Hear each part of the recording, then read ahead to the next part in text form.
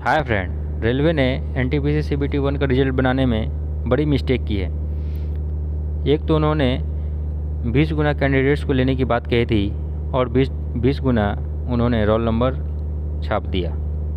दूसरा friend, final answer की में भी काफ़ी गड़बड़ी है और स्कोर कार्ड में भी काफ़ी स्टूडेंट्स का गड़बड़ी है। आगे मैं आपको बताऊंगा।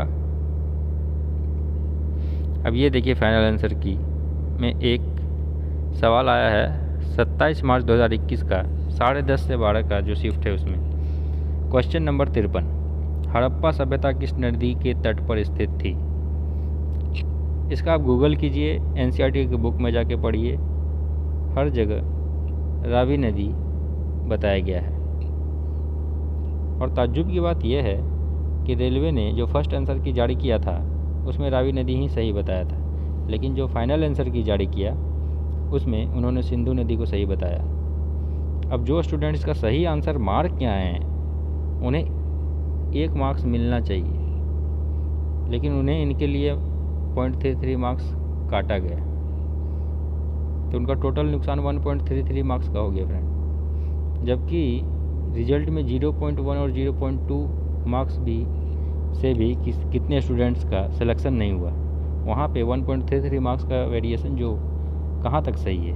जबकि आंसर सही है, सवाल सही है, लेकिन आपने जो फाइनल आंसर की जारी किया उसमें आपने कुछ और ही बता दिया और फर्स्ट आंसर की मैं सही बताया था। एक और क्वेश्चन देखिए फ्रेंड, 28 दिसंबर को 10:30 से 12 का शिफ्ट में ही है। यदि A cube minus B cube equal to 625, A square minus B square equal to 25, A plus B equal to 5, तो A square plus A B plus B square का मान क्या होगा?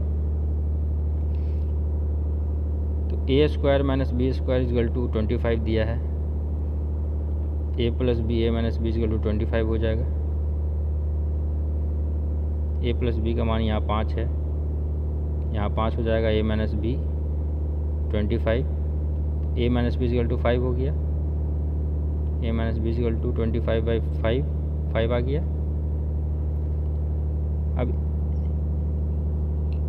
ए माइनस बी इजल टू 5, तो A cube minus B cube का अगर formula लिखें तो A minus B A square plus A B plus B square, हमें निकालना यही है ना फ्रेंड। तो A cube minus B cube को 625 दिया है, ए माइनस बी हमने 5 निकाला, अब ये हमें निकालना है, तो ये 5 इधर आ जाएगा, डिवाइड होगा तो 125 A square plus A B plus B square. Option 1 सही है, लेकिन इसे रेलवे ने डिस्क्रिपेंसी पा गया इसमें और उसे इन्होंने इग्नोर कर दिया। और ये 27 जनवरी 2021 को 10:30 से 12 की शिफ्ट में क्वेश्चन आया था। क्वेश्चन नंबर 27, 5, 7, 10, 14, उसके आगे क्वेश्चन मार्क क्या है? अब इसमें देखिए, 5 में 2 जोड़े तो 7, 7 में 3 जोड़े 10, 10 में 4 जोड़े 14, 14 में अगला 5 जुटेगा तो 19। ऑप्शन 2 ये एक सही हो सकता है। अगर हम दूसरा पहलू से जांच करें तो इसका 5 × 2 10, 7 × 2 14, अब ये 10 × 2 होता तो यहाँ 20, तो ये 20 ऑप्शन 1 भी सही है। तो ये क्वेश्चन में डिस्क्रिपेंसी अगर देता तो थोड़ा समझ में आता है, और दिया भी, रेलवे ने इसे भी डिस्क्रिपेंसी में फाउंड किया और इसके लिए स्टूडेंट्स को इसे इग्नोर करने को कहा। लेकिन अगर इसमें ये ऑप्शन दोनों में से एक को हटा देते, किसी एक को भी, एक को रखते एक को हटा देते, तो ये क्वेश्चन भी सही बनता। तो इतना आसान चीज़ को या तो क्वेश्चन ही नहीं डालते, या डाले थे तो ऑप्शन एक हटा देते, ये चलिए आ गया तो डिस्क्रिपेंसी में डाल दिए, अच्छी बात है, लेकिन नॉर्मलाइजेशन में फ़र्क पड़ जाता है बहुत ज़्यादा। किसी किसी का 24 तक मार्क्स बढ़ गया है, किसी किसी का 1-2 मार्क्स बढ़ा है, किसी का कुछ, किसी को तो खैर नॉर्मलाइजेशन कैसे होता है ये तो वही जाने, लेकिन ये बहुत गलत हुआ है और बहुत से स्कोर कार्ड में फ्रेंड गड़बड़ हुई है। एक स्कोर कार्ड में नंबर ऑफ़ क्वेश्चन अटैम्प्ट्स 86 हैं, सही उसके 76 दिखाए गए हैं, गलत उसके 9 दिखाए गए। अब ये दोनों को ऐड कीजिए तो 85। एक क्वेश्चन कहाँ गया पता नहीं। ऐसे ऐसे मिस्टेक्स हुए हैं स्कोर कार्ड्स में भी।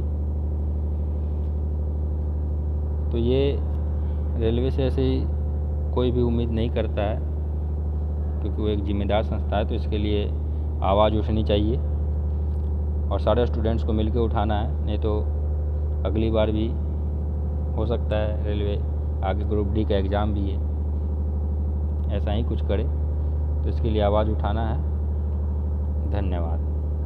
और एक बात कहूँगा, जिनके भी ऐसे हुए हैं आंसर की में या स्कोर कार्ड में, वो अपने कंसर्न रेलवे बोर्ड को उसके ऑफिशियल ईमेल पे ज़रूर ईमेल भेजें, ताकि वो इस पे संज्ञान ले, क्योंकि कुछ नहीं करने से कुछ नहीं होगा।